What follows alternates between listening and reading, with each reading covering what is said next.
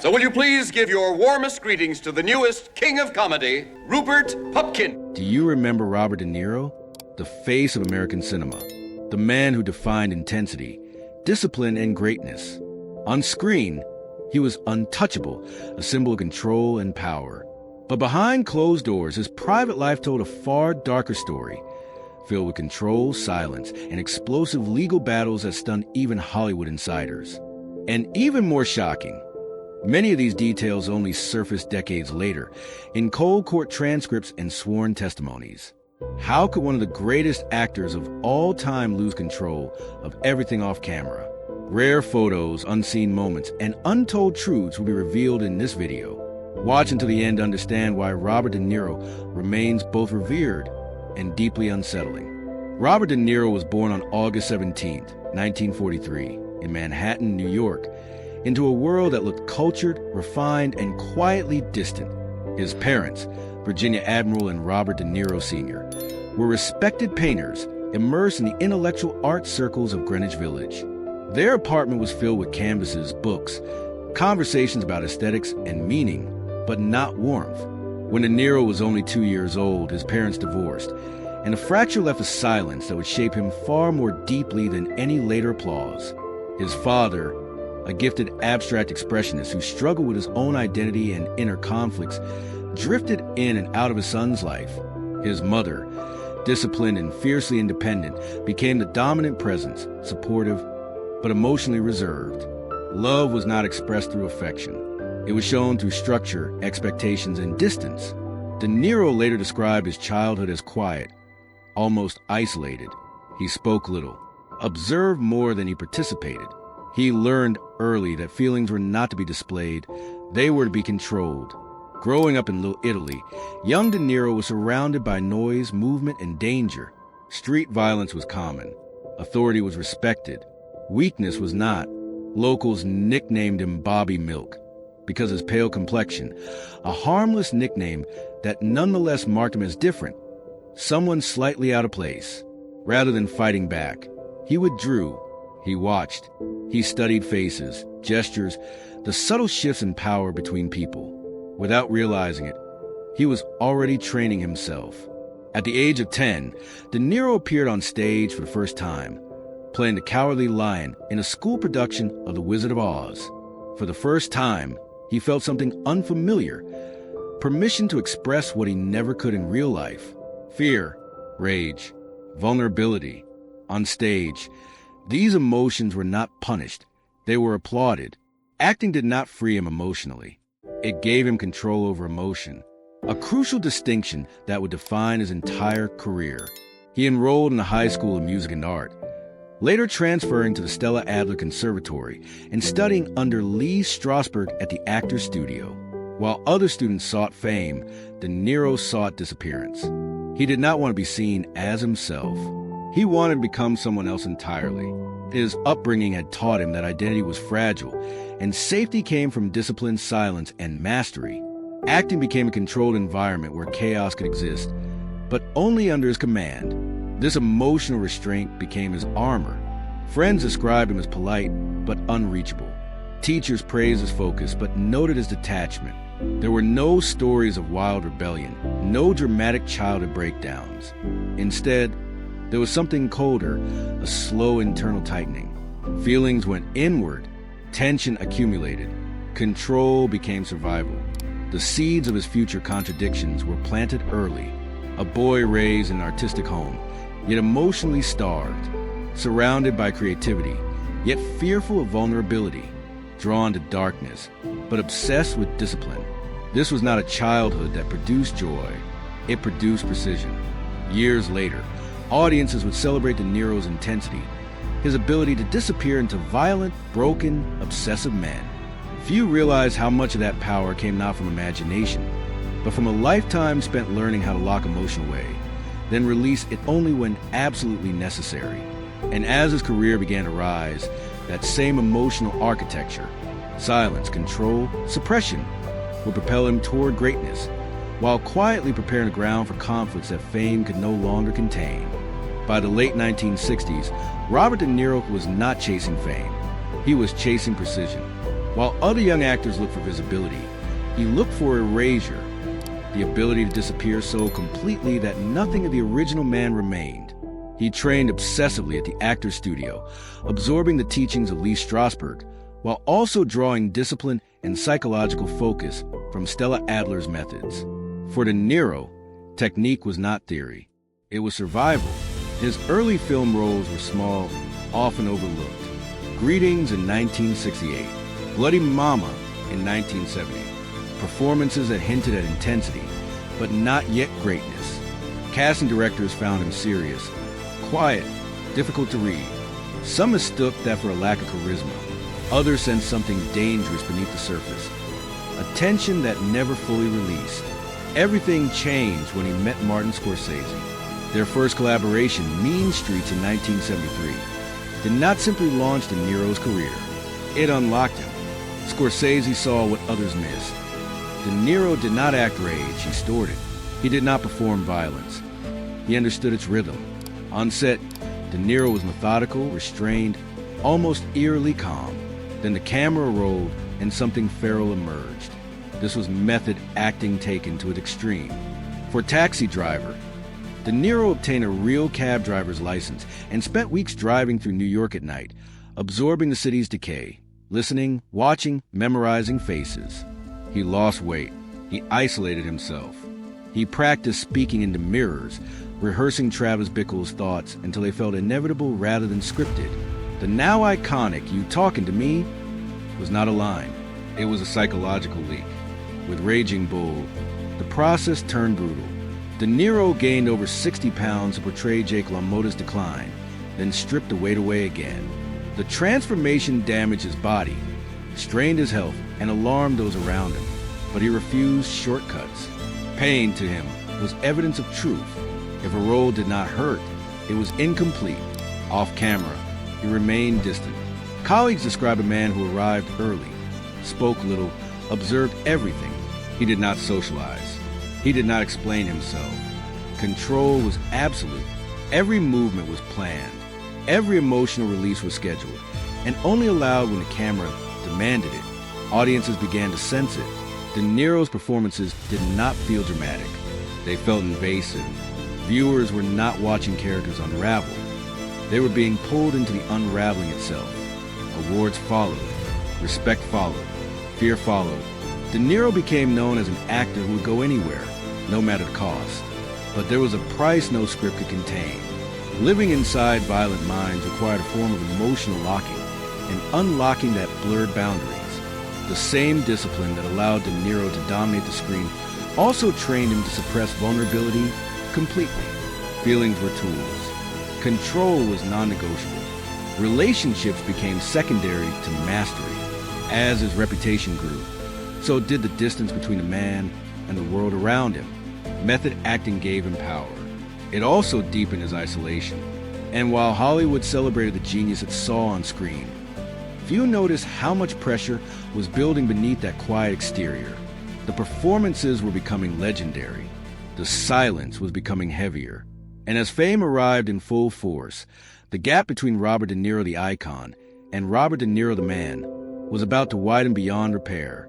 By the mid-1970s, Robert De Niro was no longer an emerging talent. He was becoming a standard. With The Godfather Part 2 in 1974, he didn't just win an Academy Award. He redefined what cinematic authority looked like. His performance as young Vito Corleone was quiet, deliberate, and unervingly precise. He learned Sicilian. He studied gestures from archival footage. He spoke less than other actors, and commanded more attention than all of them combined. Hollywood crowned him without question. What followed was a run that felt unstoppable. Taxi Driver, Raging Bull, The Deer Hunter. Each role added another layer to myth. De Niro, the actor who never compromised, the one who transformed his body, his voice, his posture, his very presence. The press called him disciplined, fearless, the gold standard of seriousness in an industry addicted to excess. Publicly, he was almost invisible. No scandals, no wild interviews, no emotional outbursts. He rarely smiled for cameras. He answered questions briefly, sometimes evasively. In an era when stars were expected to sell themselves, De Niro refused. That refusal only elevated him further. Silence became part of the brand. Studios trusted him with their darkest material. Directors deferred to him. Younger actors studied him the way athletes study game film. His image solidified into something immovable, the ultimate professional, a man governed entirely by control. But control has a cost. Behind the carefully managed public persona, De Niro's private world grew increasingly compartmentalized. He did not bring work home. He brought intensity. Relationships were lived around the margins of his schedule, his routines, his need for order. Friends noticed patterns. The same restaurants, the same seats, the same silences. Any disruption was met with irritation. Any challenge to authority was not argued. It was shut down. As his fame peaked, the contrast sharpened. On screen, he played men unraveling, violent, jealous, obsessive figures consumed by power and paranoia. Off-screen, he presented the opposite, calm, controlled, restrained. But the boundary between performance and personality was thinner than anyone realized. The traits that made his characters terrifying were being rehearsed repeatedly, refined, normalized. Hollywood continued to reward him. Box office success followed critical acclaim. By the 1990s, De Niro was not just a legend. He was an institution, and institutions rarely invite scrutiny. They are assumed to be stable, reliable, above suspicion. Yet in private, the machinery of control was tightening. Legal structures, financial safeguards, emotional distance. Everything was accounted for. Everything had a rule. Everything had a consequence. To the public, Robert De Niro represented mastery. To those closest to him, he represented something harder to define, a man whose need for order left little room for unpredictability or mercy. The image was flawless. The pressure was invisible. And as the years passed, that pressure would find an outlet, not in performance, not on screen, but in a very different arena, one with transcripts instead of scripts, testimonies instead of applause, and consequences no amount of cinematic legacy could silence. For decades, Robert De Niro's private life existed behind an almost impenetrable wall. He gave few interviews. He revealed little emotion. He allowed no one outside a tight inner circle to see how power was exercised when cameras were gone. That silence, once admired as discipline, would later become the very thing that amplified the shock when court documents began to surface. The turning point did not arrive suddenly. It accumulated. Years of tightly managed relationships, rigid routines, and an unspoken hierarchy inside his personal world created a dynamic where control was expected, not negotiated. Those closest to De Niro would later describe a man who demanded order with absolute consistency. Schedules were fixed. Finances were monitored down to the smallest detail. Deviations were not discussed. They were corrected. His marriage, once portrayed as stable and private, slowly unraveled behind closed doors. What followed was not a quiet separation, but prolonged and increasingly public legal war. Financial disputes escalated into character assessments. Private emails became exhibits. Personal behavior was placed under forensic scrutiny. For the first time, De Niro was not shaping a narrative. He was trapped inside one. Court filings painted a portrait that clashed violently with his public image. Accusations emerged describing patterns of intimidation, explosive anger, and emotional volatility. Testimonies referenced outbursts that appeared sudden but carried the weight of long-suppressed tension. Language once reserved for fictional characters, controlling, obsessive, verbally aggressive, now appeared in sworn statements attached to his name. What made the revelations more unsettling was their tone. They were not sensational. They were procedural, cold, methodical.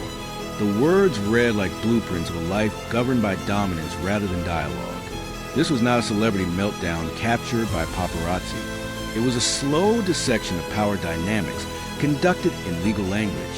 Financial control became a central theme. Disputes over spending, employment contracts, and compensation exposed how tightly De Niro monitored his environment. Former associates described feeling constantly evaluated, corrected, and diminished. Emails revealed a voice far harsher than the reserved public persona audiences recognized. The contrast was jarring. The man who spoke softly on screen now appeared forceful and uncompromising in private correspondence. Media coverage intensified. Headlines struggled to reconcile the legend with the allegations. Commentators were cautious, often framing the situation as complex or private. But the damage was already unfolding. The aura of untouchability cracked. For the first time in his career, De Niro could not retreat into silence without consequence. Silence itself was now interpreted. Photographs from court appearances told their own story. An aging icon seated beneath fluorescent lights, jaw clenched, expression unreadable. No costumes, no scripts, no applause. Just a man confronted with the public exposure of behaviors long hidden behind discipline and prestige. Supporters argued context. Critics pointed to patterns. The legal battle dragged on, draining time, energy, and reputation. What once would have remained rumor now lived permanently in records. De Niro's legendary control, the very trait that defined his career, was being examined as a liability rather than a virtue. And beneath it all was a deeper question that no verdict could fully answer. Had decades of emotional suppression and absolute authority created a pressure system that eventually turned inward, or had the signs always been there? Overlooked because greatness made people look away? As the courtroom doors closed and reopened again, one truth became impossible to ignore. The greatest performances of Robert De Niro's life had always revolved around men who believed control was strength until it destroyed them.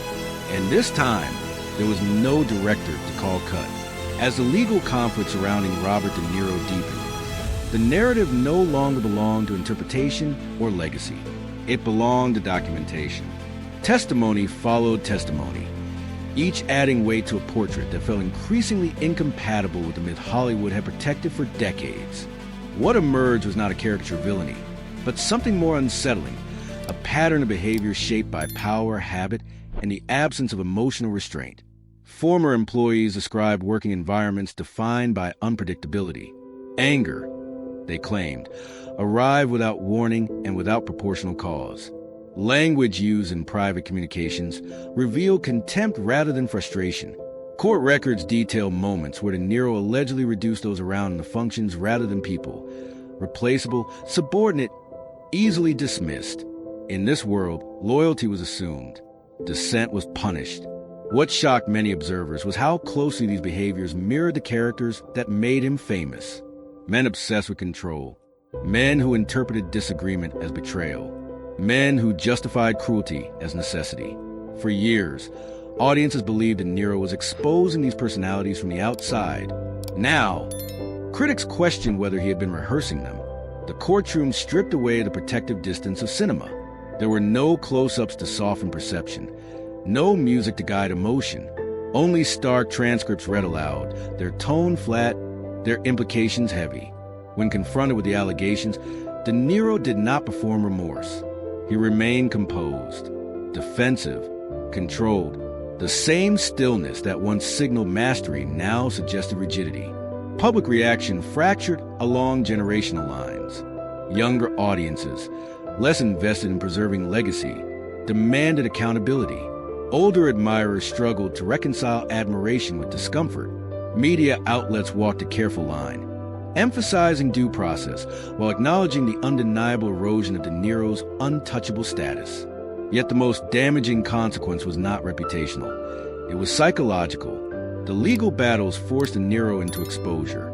For a man who built his life on compartmentalization, this was catastrophic.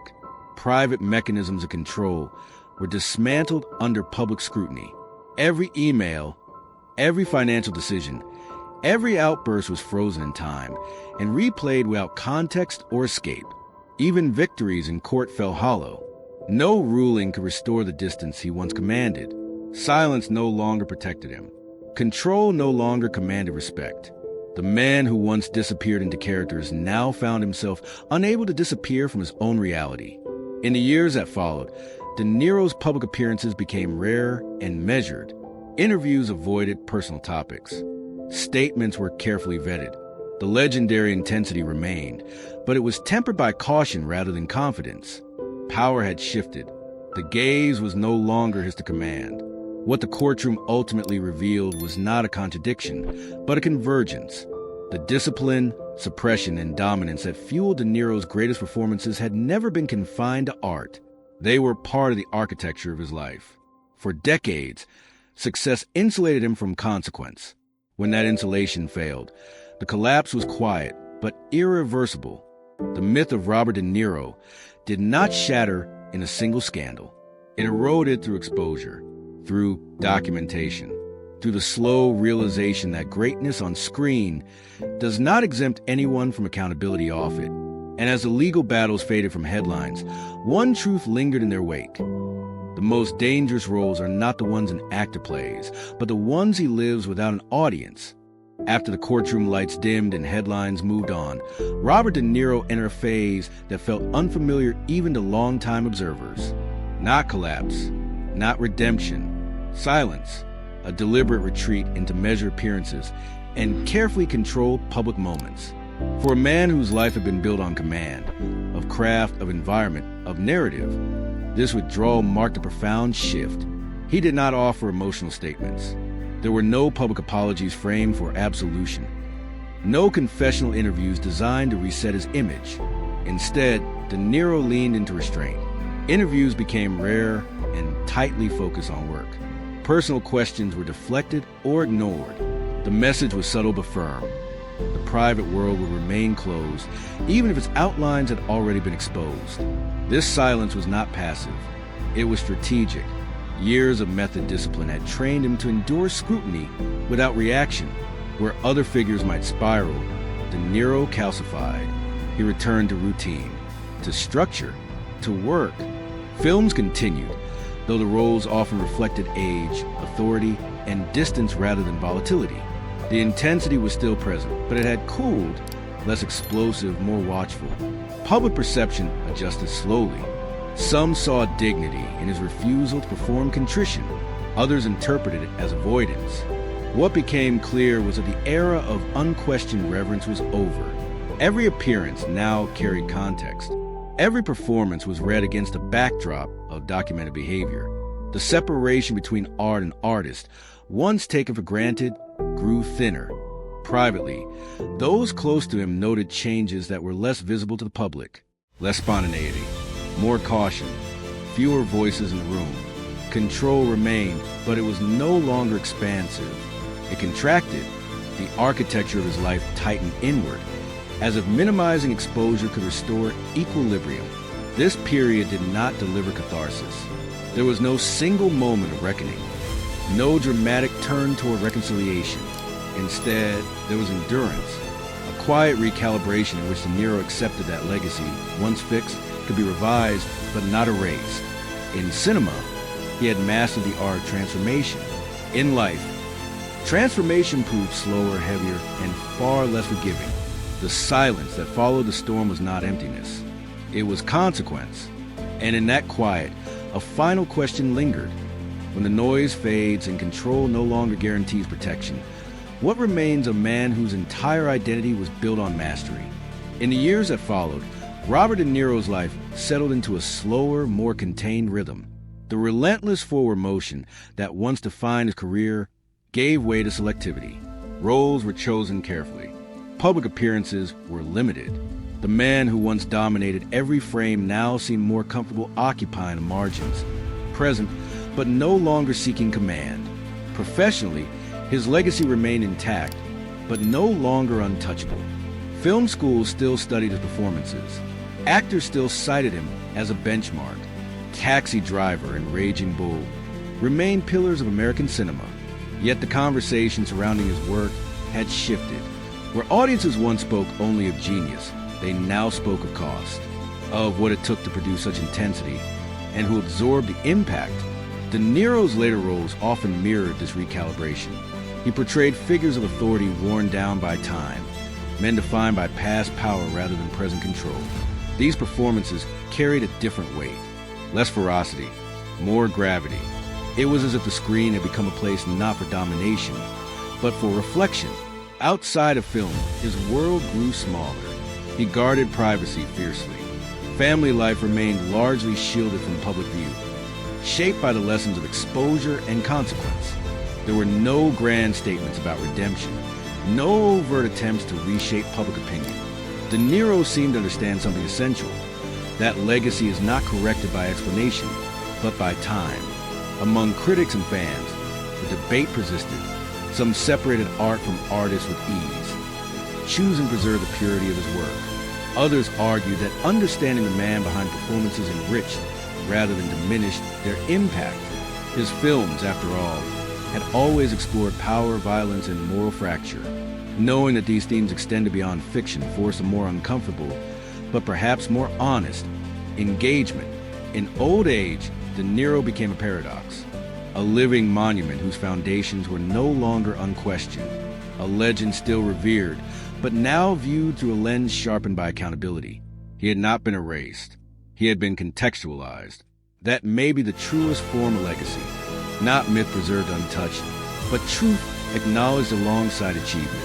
Robert De Niro's contribution to cinema remains extraordinary, but exists now with footnote, a reminder that mastery in art does not grant immunity in life. And as time continues to move forward, his story stands as a quiet warning that control, when elevated above empathy, eventually turns inward. That silence can protect until it cannot, and that even the most disciplined performances cannot fully contain the complexities of the man behind them.